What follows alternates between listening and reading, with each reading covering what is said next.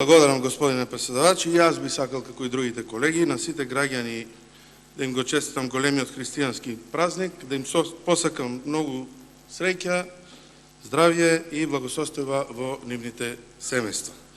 Значењето на Комисијата за избори и именувања ја дискутиравме и во минатите денови, е од круцијално значење и членовите и замениците членови во истата би требало да го поседуваат она што го бараме, односно политички и морален кредибилитет за нивно членување во истата.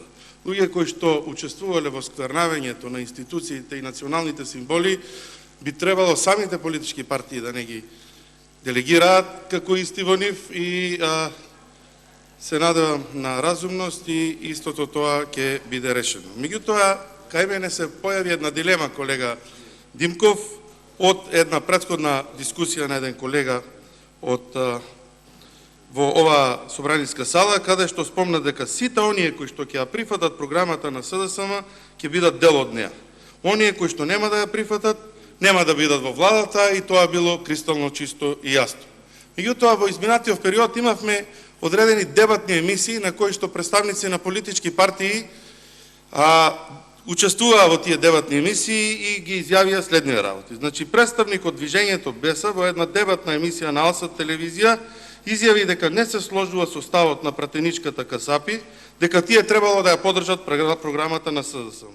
Тие биле автономен субјект кој има програма и нивна мисија.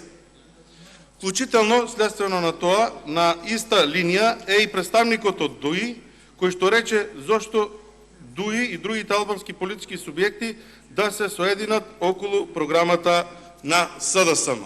Дополнително, имавме и една дебатна емисија топ тема на Телма телевизија, на која што партијата, представникот од СДСМ се обиде да манипулира со изјавите на граѓаните, веќе дека ставот на СДСМ не треба да има промена на националните символи и тоа е крај на муабетот.